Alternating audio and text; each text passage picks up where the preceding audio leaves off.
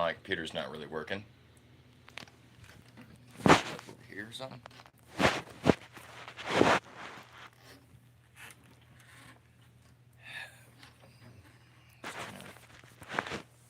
Chill.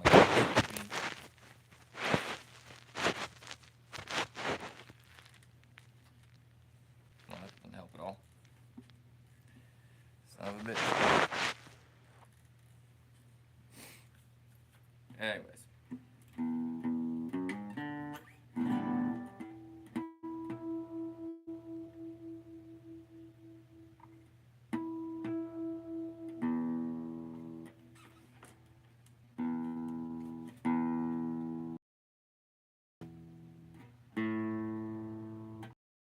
Yo, what up? How's it going, Basil? My computer was not working.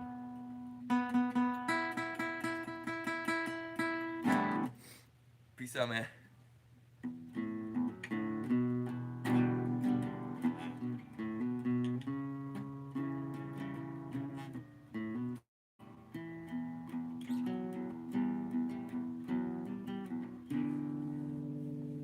Yeah, I can't put it up over there because I can't even see the chat saying. Yeah, my internet's been lagging real bad. I don't know what the fuck's going on.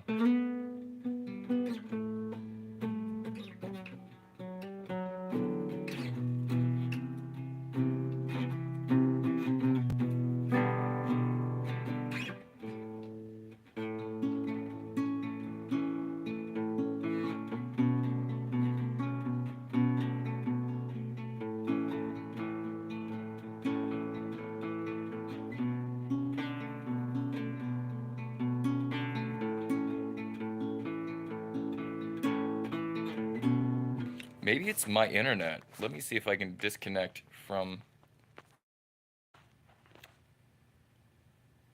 Let me know if this is any better.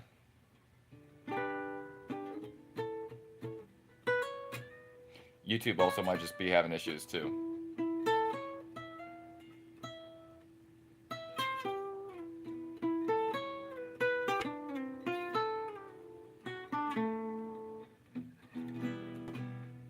How's it look now? Is it looking any better?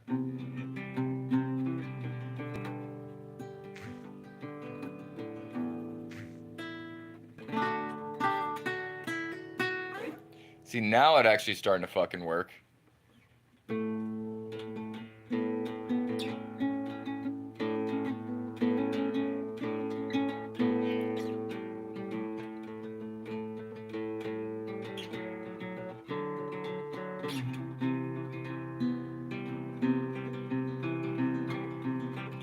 Good morning. One thing I've been thinking about lately that I would love to kind of like discuss with y'all is where does the beginning of things come from? Because a lot of times we think that we have free will simply because we believe ourselves to be choosing something. But even those choices usually are predicated on the knowledge that we have from experiences before, which even then would make any decision that we make deterministic. Because if we base our choices on our thinking, and our thinking is based on our lived experience, then our choices are based on experiences that we have no control over.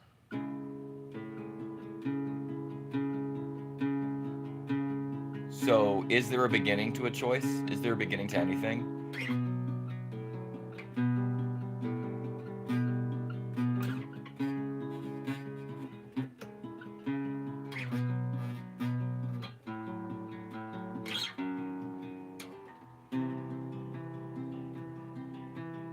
What up, Udam?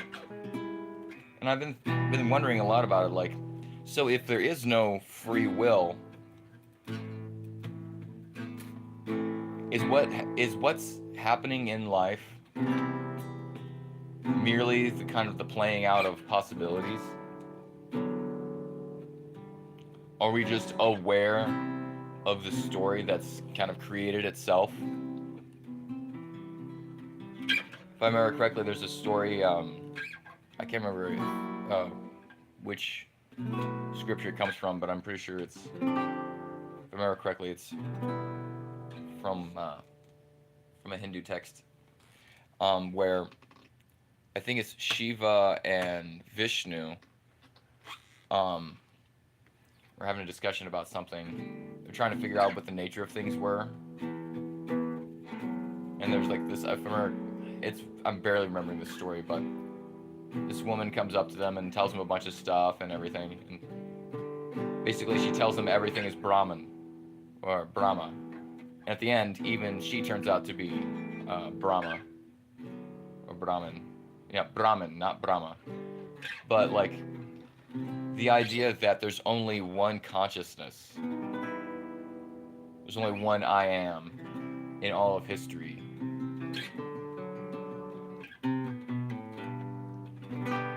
It's constantly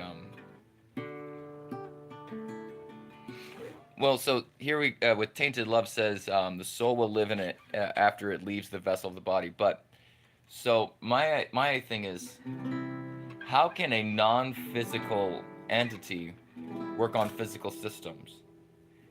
Why is there a separation between the mind and the body? Because from what little I know, a lot of that dualism comes from in Western philosophy from Descartes, when he supposed that in his meditations that he could separate himself, his consciousness could be separated from his body, but we only have the notion of consciousness is predicated on a body. There has to be a thing to be conscious of an outside, because to be conscious is to be conscious, to be aware of something. So how can something that doesn't have a body and doesn't exist in the physical sense be aware of physical things?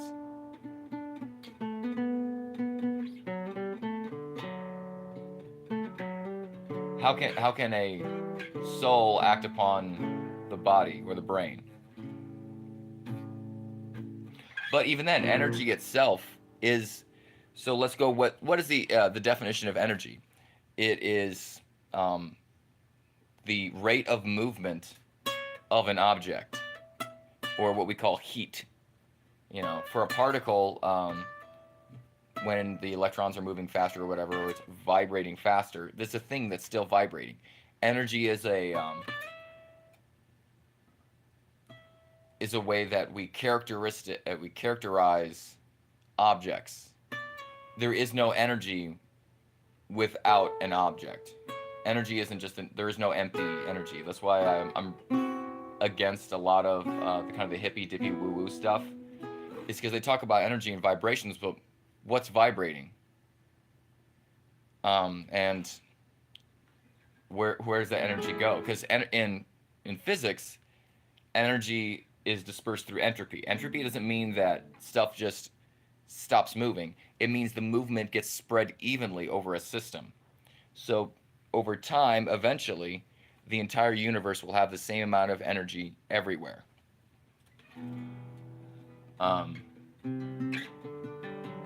So how can, even if it is an energy, if the soul is an energy, that means it's a physical substance, and we would be able to detect that. That's the biggest problem with spirituality, is that it predicates a lot of its beliefs on vague answers. And it's like when people say, well, you need to raise your vibration. What does that even mean?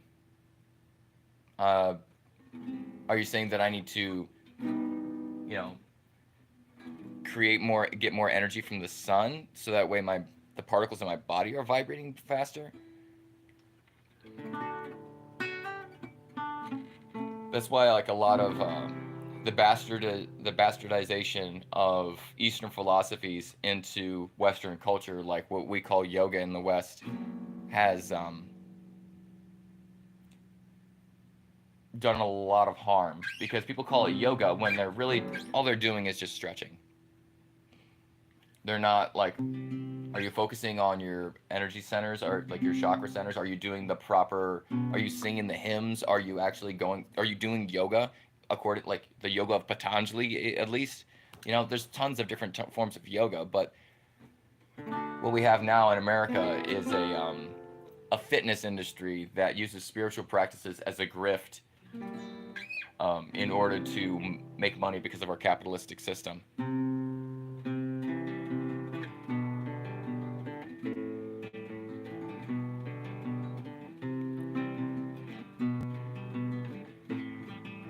And Tainted Love says, God's mysteries and miracles, not knowing of the unknown. Yeah, I can understand that. We don't know everything, but that doesn't mean that the absurd necessarily exists. Just because something is not known does not mean that it exists any more than it means that it doesn't.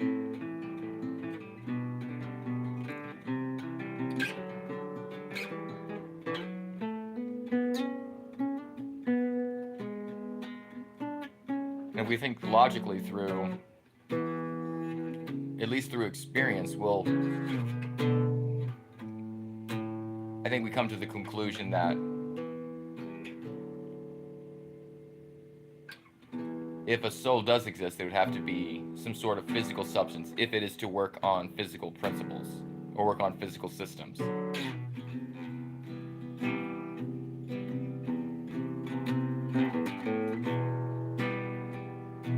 But even then,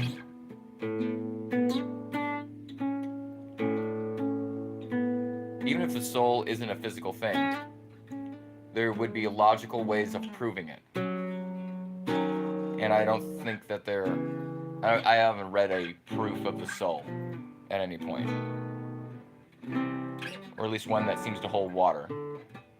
Because a lot of times those people that are trying to prove a soul have a religion behind it that they are also trying to promulgate and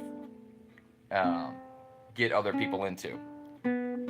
Like, say they have their own perceived benefits of the religion, but a lot of times people perceive the benefits without ever thinking about the consequences of the harmful consequences of their religion. Because it's a lot easier to think of ourselves as only doing good instead of ourselves as possibly making mistakes, or that the organization that we belong to as making mistakes, because we base our own self-value on the integrity of the organization. So since I am a good person, therefore my organization that I work with is also good, because I would never be a part of something bad. That's not like me. When people don't realize, a lot of times we just get easily duped because people lie a lot. It happens. And there are conspiracies. There are conspiracy theories, but there are more conspiracies than there are conspiracy theories. And a conspiracy is just a few people getting together to plan to do something. That's literally all it is. And that happens all the time. It's illegal, but it still happens. Just because something is illegal doesn't, or unlawful or immoral, doesn't mean that people won't do it, which is a big problem. Especially in our modern society, the notion of the means justify the ends is the ends justify the means is very, very popular.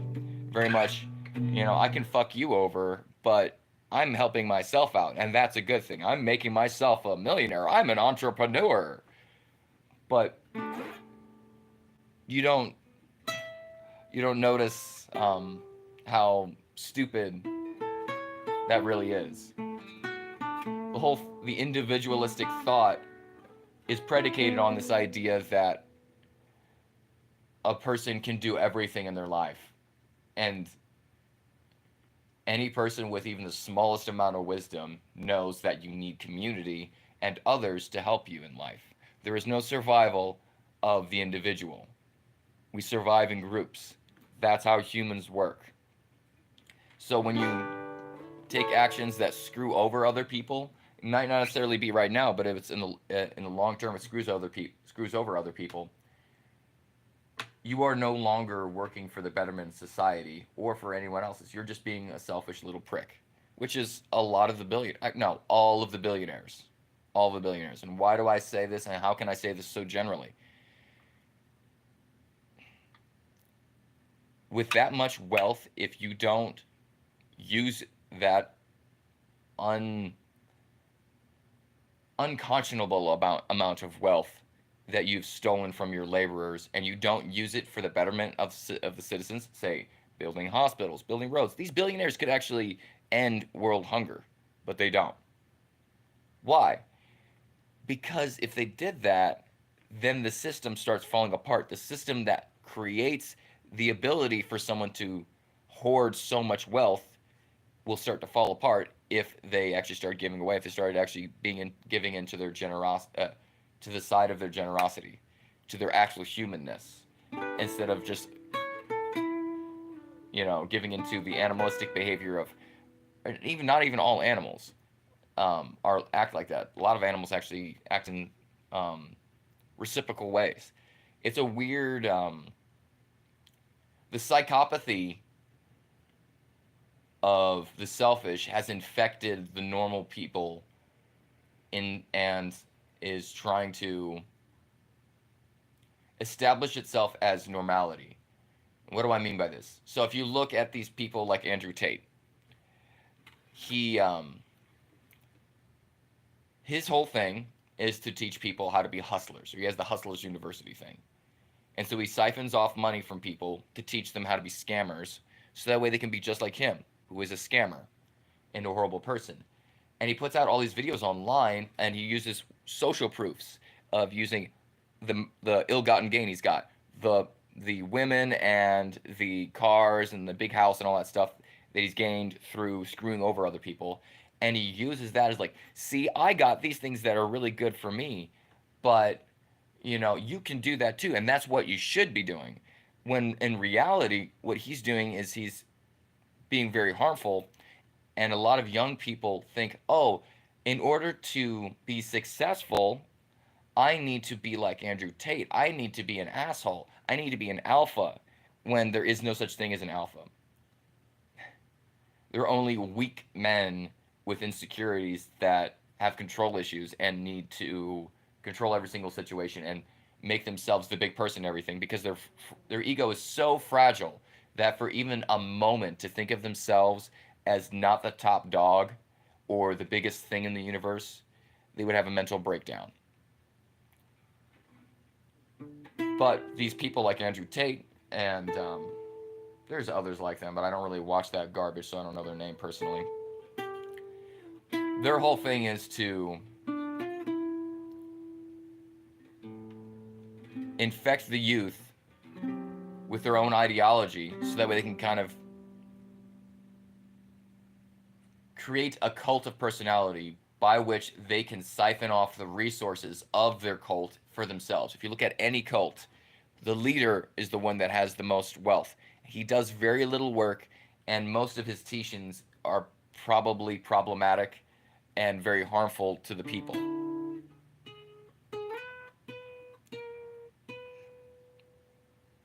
Yeah, same. Yeah, I agreed, Thor. With saying being alpha here means disrespecting women. That's disgusting. You know, people can't differ. I don't know what BW means. Can't differ BW that. But yeah, it's a really weird time to be alive, where the promotion of the self trumps all other things, and your own ideology. There's no self questioning anymore. Oh, between, yeah, okay, um, but there's no self questioning anymore. I don't know if there really ever was, but there's even less of it now. People are so gung ho, and bravado and being cocksure is now the new. Take this off. It's the that's the new signal of, I don't know, being part of the club, honestly, because it's not like you're signaling success. Because I know a lot of unsuccessful people that still use that that talk in grandiose terms. I would say this is the era of Trumpiness, of Trumpian behavior. Because let's look at what is Trump. His whole thing is, I'm never wrong. I am the greatest. Everything I do is great. Everybody that loves me is great. And if you disagree with me, you're wrong. So it's this delusion. Perpetuating self delusion has become the norm for American society.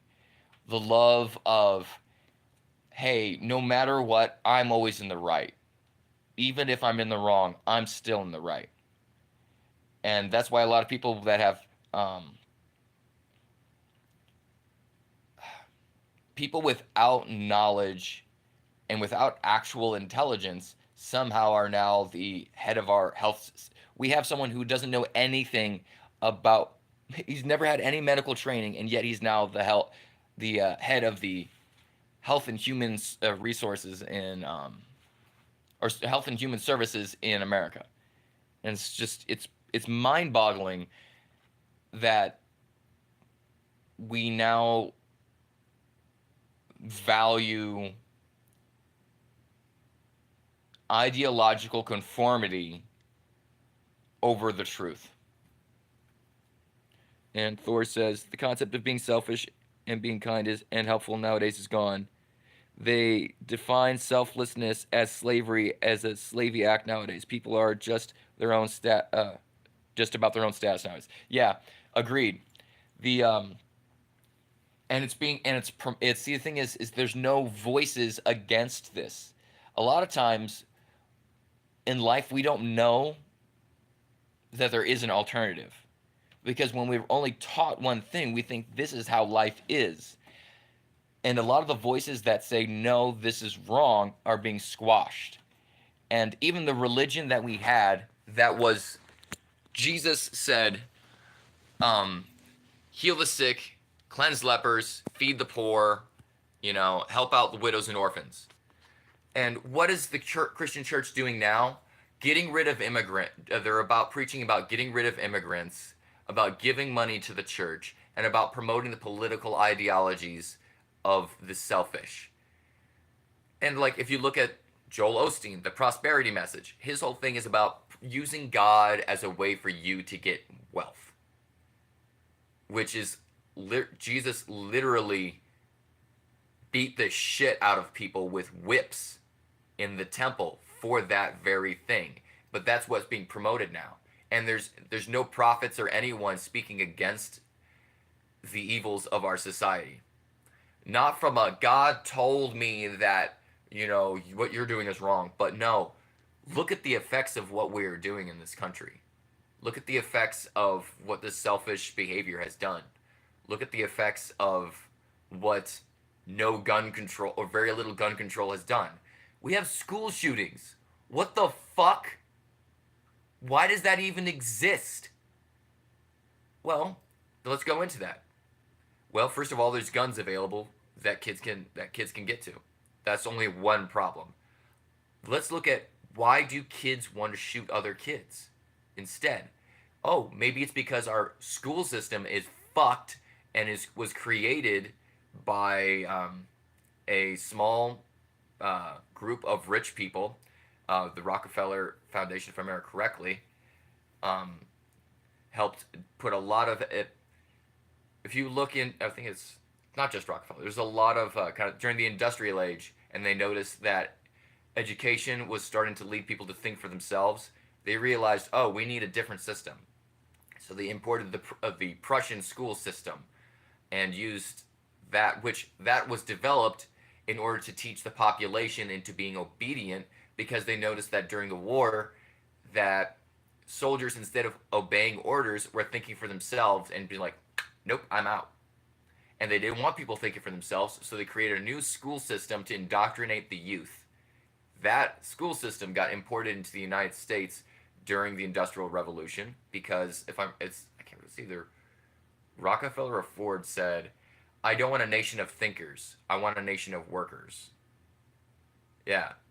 And then they create these, as saying, kids, brothers, everyone against one another. They create these divides. They create left versus right. They create black versus white, and they create gay versus straight. When no one actually gives a shit. No one in their really core gives a fuck about any of these things. We all just want to live our own lives in our own little bubbles. But our emotions are riled up through the news media and through propaganda from companies as well as governments. But mostly now it has nothing to do with government. It has everything to do with the companies that profit from our division, our ill health, and our inability to connect as workers and overthrow these authoritarian systems that create wealth for these people that actually don't do very much.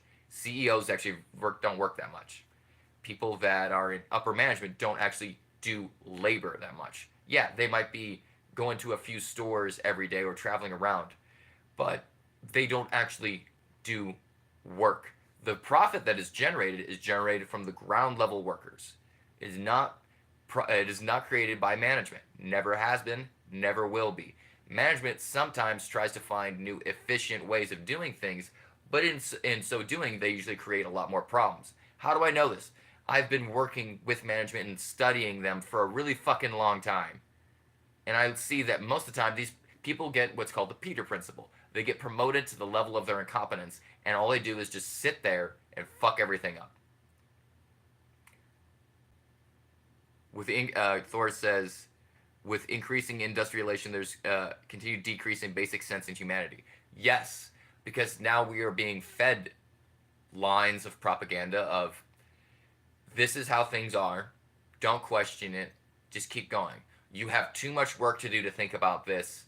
Here, you have too much money that you owe right now. You don't have time to fight this.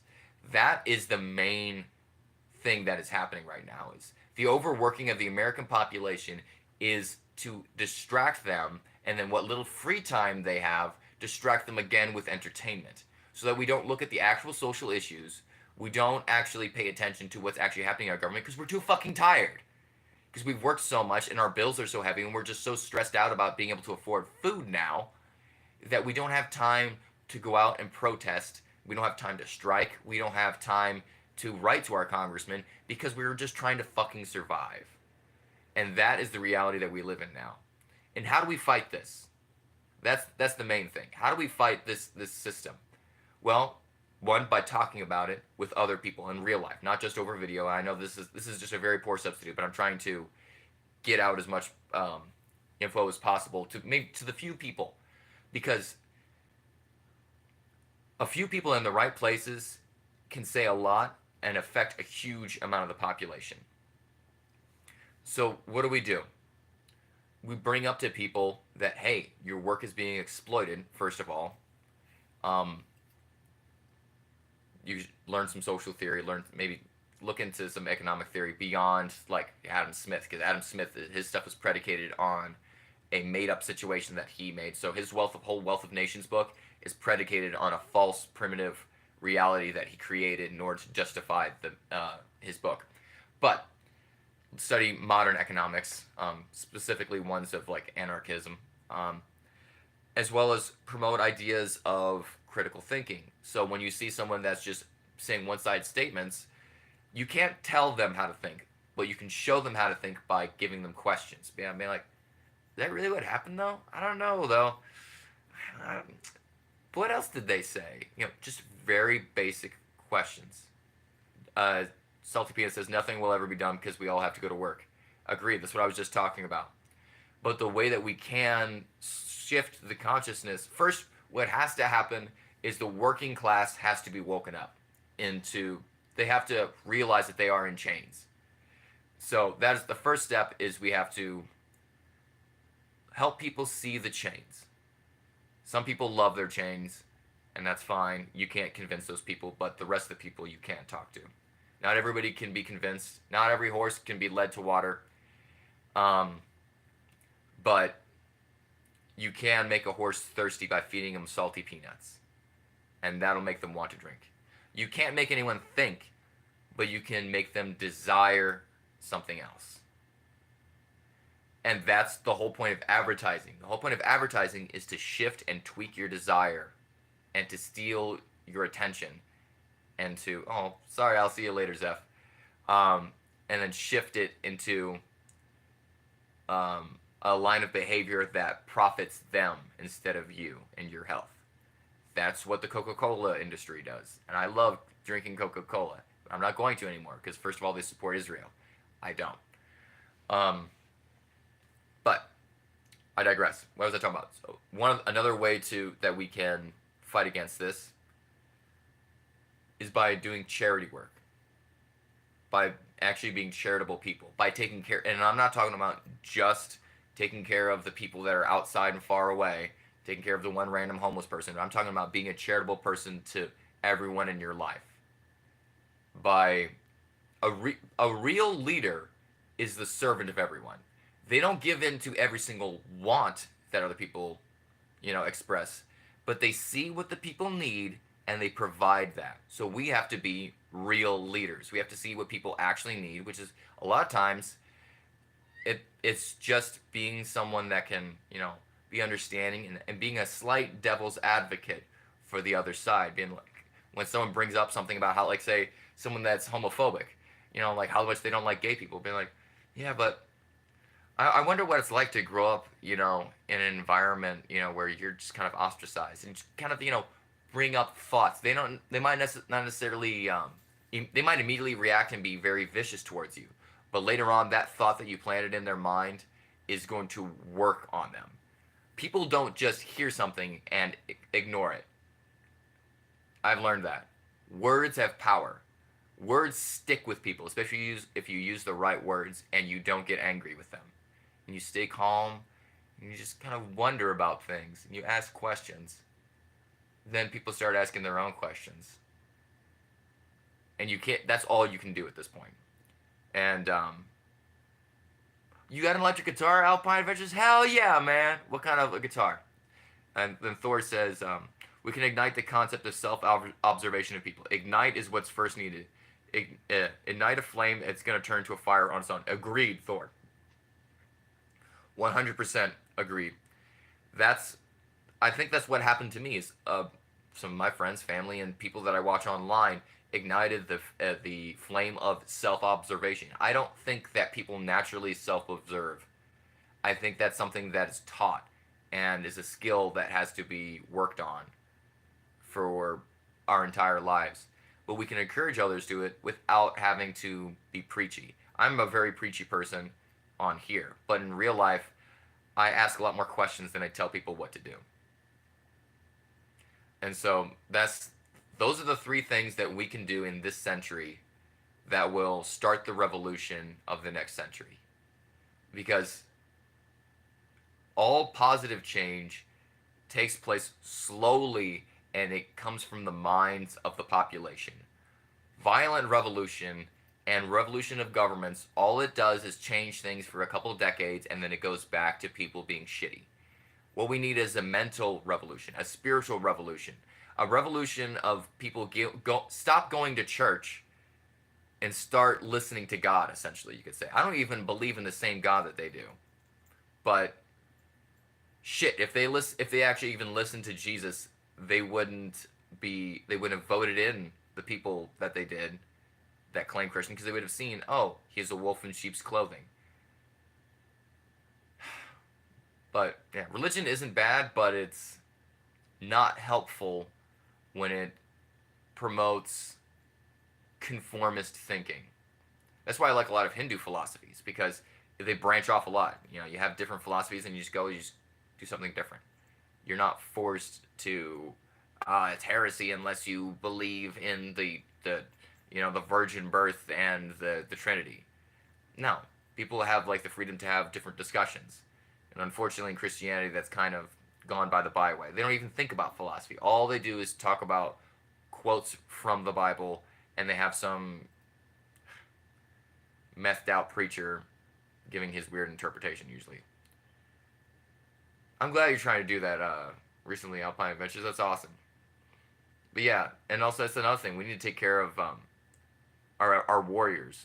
Like I was saying the VED yesterday. the it's weird how we honor our veterans by flying flags, but then when they need money for medical care or they need better services at home, we don't give it to them. It's fucked that we have so much money coming for our taxes and going straight to rich people, and also rich people themselves getting huge the poor, we pay taxes. We pay for the entire United States, where the rich just lives here and just keeps on accumulating wealth. And Thor says, stop going to church and go self-study into God's scripture instead of overhearing a priest's way. Learn from yourself and understand it yourself. That's more effective. Agreed. So actually, the term heresy comes from the Greek. I can't remember the true word from it, but it means to choose for yourself. So a heretic was someone who was a self-chooser. And that became kind of, after the Council of Nicaea and everything. Oh, my dad's calling. I'll have to talk to y'all later. Peace out, y'all.